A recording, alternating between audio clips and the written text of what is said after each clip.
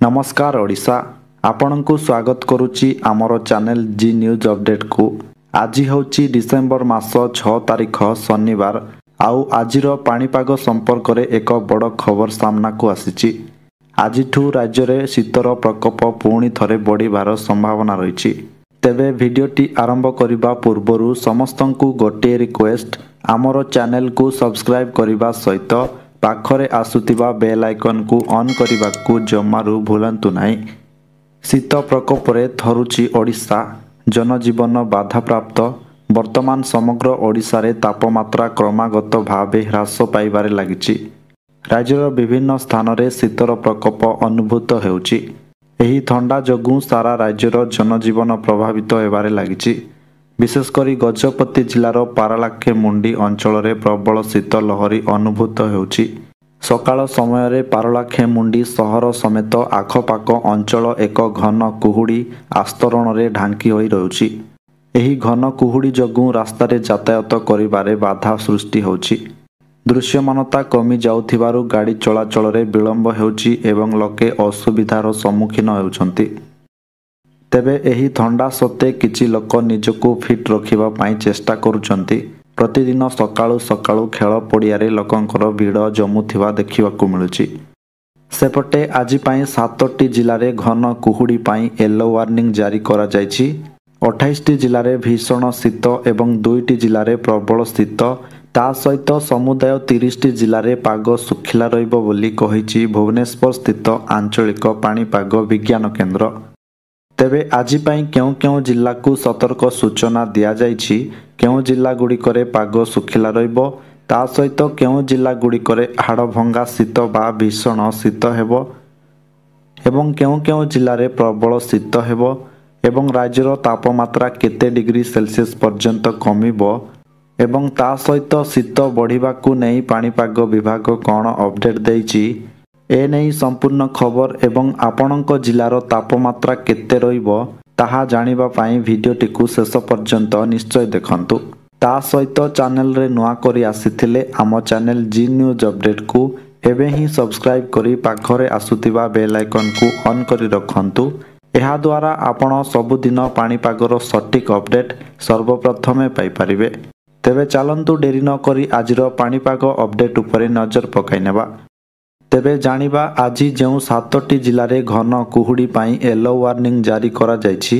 उक्त 7टी जिल्लारे घन कुहुड़ी हेबा नहीं सतर्क सूचना दिया जायछि।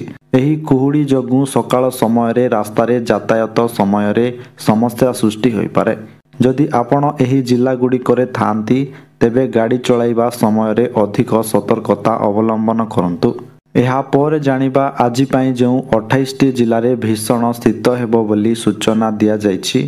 उक्त 28टी जिल्लारे भीषण शीत हेबो अर्थात सर्वनिम्न तापमात्रा 9 डिग्री सेल्सियस रु 15 डिग्री सेल्सियस मध्य रहिबो एवं एही सबु जिल्लारे प्रबल कुहुड़ी मध्य हेबो बोली कहिछि आंचलिक पाणीपाग विज्ञान केन्द्र। एहा पर जानिबा जो 2टी जिल्लारे प्रबल शीत हेबो बोली कुहा जायछि। उक्त 2टी जिल्लारे प्रबल शीत हेबो अर्थात तापमात्रा 15 डिग्री सेल्सियस रु 20 डिग्री सेल्सियस मध्य रहिबो एवं एही सबु जिल्लारे मध्य प्रबल कुहुड़ी हेबो बोली कहिछि आंचलिक पाणीपाग विज्ञान केन्द्र। तेबे एहा पर जानिबा जो समुदाय 30टी जिल्लारे पाग सुखिला रहिबो बोली कुहा जायछि। उक्त 30टी जिल्लारे पाग मुख्यतः सुखिला रहिबो एवं किछि किछि स्थान रे पाग मेघुआ रहिबो ता सहित एही समुदाय 30टी जिल्लारे आज पाई कौनसी वर्षार संभावना नाही बोली एही सबु जिला को ग्रीन जोन रे रखिछि आंचलिक पाणीपाग विज्ञान केन्द्र। तेबे वर्तमान जानि नेबा आज पाई सबु क्यों जिला को येलो वार्निंग, क्यों जिले में भीषण शीत एवं क्यों जिले में प्रबल शीत और क्यों जिले में पाग सुखिला रहिबो बोली सूचना दिया जायछि। तेबे प्रथमे जानिबा जो 7टी जिल्लारे घन कुहुड़ी पाई येलो वार्निंग जारी करा जायछि। तेबे सही 7टी जिल्ला गुड़िक हेउछि कोरापुट, कलाहांडी, कंधमाल, बलांगीर, सोनपुर, झारसुगुड़ा एवं सुंदरगढ़।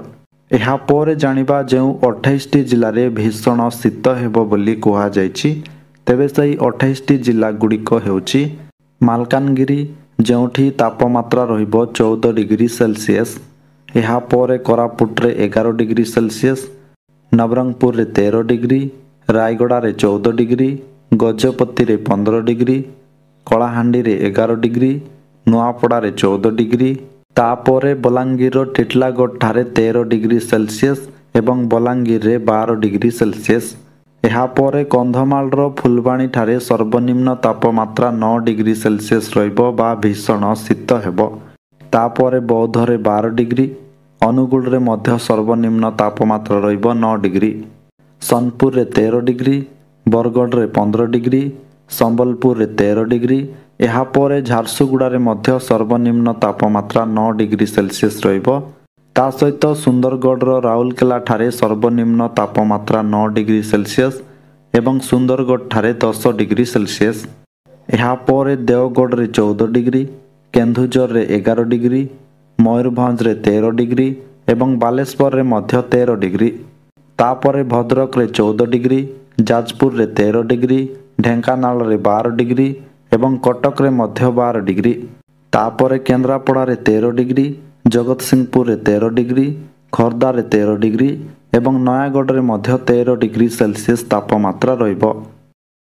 ଏହାପରେ ଜାଣିବା ଯେଉଁ ଦୁଇଟି ଜିଲ୍ଲାରେ ପ୍ରବଳ ଶୀତ ହେବ ବୋଲି କୁହାଯାଇଛି, ତେବେ ସେହି ଦୁଇଟି ଜିଲ୍ଲାଗୁଡ଼ିକ ହେଉଛି ଗଞ୍ଜାମ, ଯେଉଁଠି ତାପମାତ୍ରା ରହିବ 17 ଡିଗ୍ରୀ ସେଲସିୟସ୍। ଏହାପରେ ପୁରୀରେ 16 ଡିଗ୍ରୀ ସେଲସିୟସ୍ ତାପମାତ୍ରା ରହିବ।